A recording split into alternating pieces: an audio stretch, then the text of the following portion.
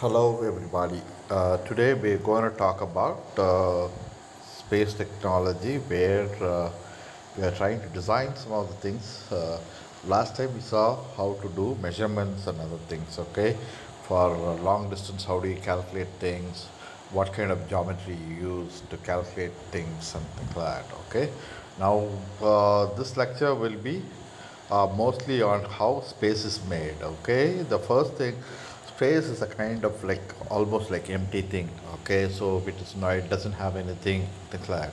Before space was formed, there were nothing in the sky, not material, not space, nothing was there. So what happened is sometime millions and billions of years ago, they had some kind of gamma ray spectrum kind of thing which was there. Okay, so this gamma ray has a specific thing of taking a spherical shape. Okay, that spherical shape once in a while they burst. Okay, so when they burst, when gamma kind of thing, like it's more like a dot kind of thing which bursts. Okay, so when they burst, they usually give out what is called X-rays and light and other kinds of things. Okay, and the interaction between X-ray and light is what we see now today on things like matter, electron, proton, neutron, subatomic particles, and other things. Okay, it is called the Big Bang theory. Okay, so the universe, they call it. Okay, universe is a term that was. There are two things. One is called cosmos. Cosmos is the entirety. Okay, and universe is part of it, kind of thing. Or sometimes they call universe as cosmos and cosmos is universe. Sometimes. Okay, so these kind of interchange of things are there. Okay, so usually there are plenty of theories of how the universe was formed. One is called the Big Bang theory, another one is called loop back kind of thing, and then there is another one which is called distribution theory. Then they have another theory called angular bend theory, and uh, uh, spot kind of disturbance kind of theory, and and they have another one theory called balancing theory. Okay, so it's a balancing theory is something like you put mass on one side, mass on other side, and they have a center point, and things start rolling from one side and to the other side depending on what is the amount of mass is there or amount of energy is there. So energy balancing equations. Okay, energy balancing. What is energy balancing equations? Energy balancing equations are like, like you could have done mathematics and other things where distribution of energy takes a specific form. Okay, that is what is called Big Bang theory and things like that. So usually what how the space was created was they said that it is stretched into a kind of sheet like thing. Okay, and that sheet spread throughout, and it kept on expanding, and once in a while that sheet got a few bends. Okay, these interactive bends, what we say right now, it's called the universe. Okay, so uh, so the universe or the cosmos has a single sheet of like paper kind of thing which was spreading all through, kind of thing, and three-dimensional things were not formed usually. Okay, before that, and there was once in a while there was bend within the paper kind of thing, and then it started forming three-dimensional space where things were, kind of making up other things. Okay, now why do we have a Planck's constant here? Planck's constant is the smallest unit of kind of things where it is a kind of constant throughout the kind of universe, and that's why we wanted to see. Planck's constant is very important because if we know a frequency of something, then you can calculate the energy. Okay, energy of a particular space or something like that. Okay, Usually distance calculations are made sometimes using energy and mass. Okay, some distance calculations, like if they calculate the entirety of the space, they have what is called mass, and then they have what is called an energy equations, and then they equate the energy equations to find out what is the kind of things, what are things there, and what kind of things are there, what kind of things are available, how the distribution of mass and energy is there throughout the universe and things like that. Okay, but we are not going into details of those right now. Okay, first thing you have to know what's a Planck's constant. Planck's constant is something to do with meter square kilogram per second kind of constant. And if you take Avogadro's number is another one which is called a number kind of thing.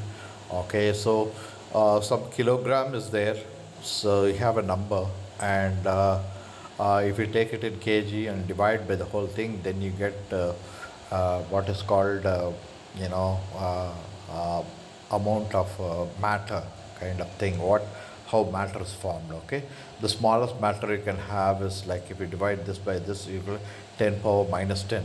Okay, 10 power minus 10 is a kind of meter square that is available meter, or 10 power minus 10 or minus 12 or minus 13. That is the kind of thing spread you can have. Okay, so that is the smallest possible kind of range of areas you can have. So that is what is they call it as a kind of uh, uh, space formation. Okay, so we don't want to go into the details of those things. You can see some of the books and other things. E is equal to Planck's constant, and other how E is equal to hf. Okay, hf is h is Planck's constant and f is the frequency. Okay, they are related, something like that, and from that you get wavelength also. Frequency has got, usually has wavelength and other things. So wavelength is a kind of measurement. Say if you want to find the distance of a particular place, then what you do, you take a particular frequency and you calculate the wavelength. Okay, then you find the echo of that particular thing and find the difference of the frequency and find the difference in the wavelength. Once you find the difference in the wavelength, so like if you say a sound wave, okay, you're sending a sound wave, it hits some place and then it returns back. Okay, you know what is the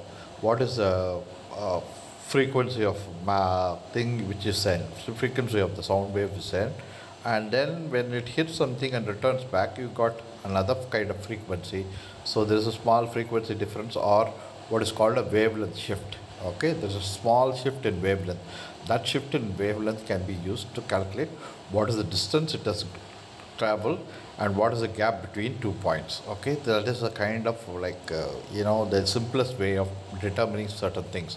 But there are other things like geometry and other things which you can use, but mostly space technology and other things, they use these kind of things like wavelength, energy, Planck's constant, and some kind of light or something like that as the kind of things which is the frequency shift and other things. Okay, those are the kinds of things they use. For distant things, it's very difficult to measure certain things, so that is why they are using these kind of things. Okay, now I've already told you, to understand space, how space is filled with emptiness. Okay, emptiness is not completely empty. Okay, because it's got extremely small particles called the subatomic particle. No, subatomic, it's mostly kind of energy particles which are kind of like X-rays, gamma rays, gamma rays, then alpha rays and beta rays and things like that. Okay, it's all energy, but it's a kind of wave only can exist in space. Empty spaces, just waves can exist.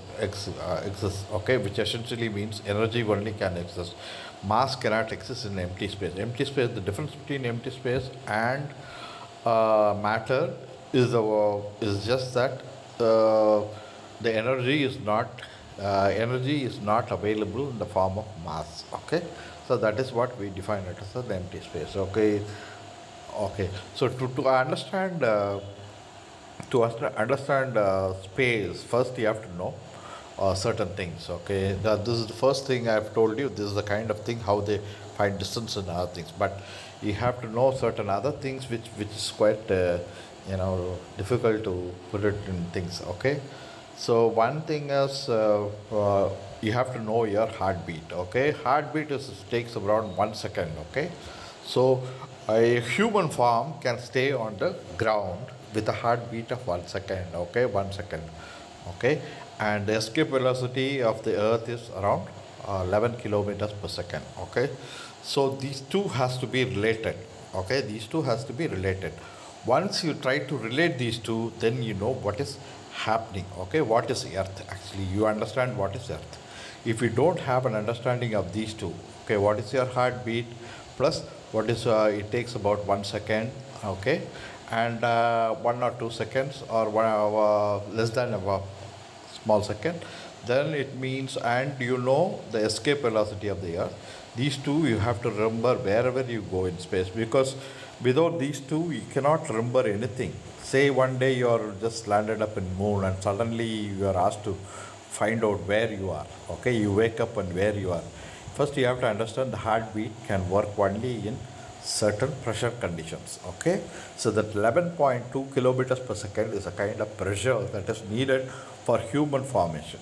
Okay, it's a kind of machine. The heart is a kind of machine which goes on. Okay, it cannot go under the water also, and it cannot go above the earth also. Okay, so that is why it is fine tuned. Your heart is fine tuned for 1 second. Okay, that is how the things are working. Okay, say if you take a fish inside the water, the pressure is extremely high. Okay, so it then how does the fish breathe? Because it takes sucks in water and it's got a special form of gills, and it is able to do that.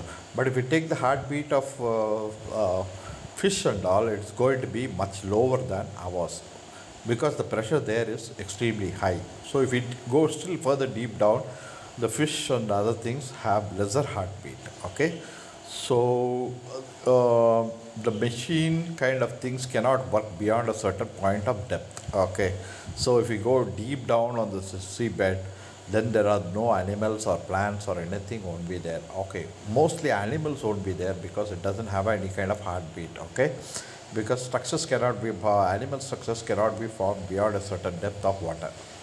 Okay, whether it is light or anything like light, first thing is light cannot reach there. That is the first basic thing.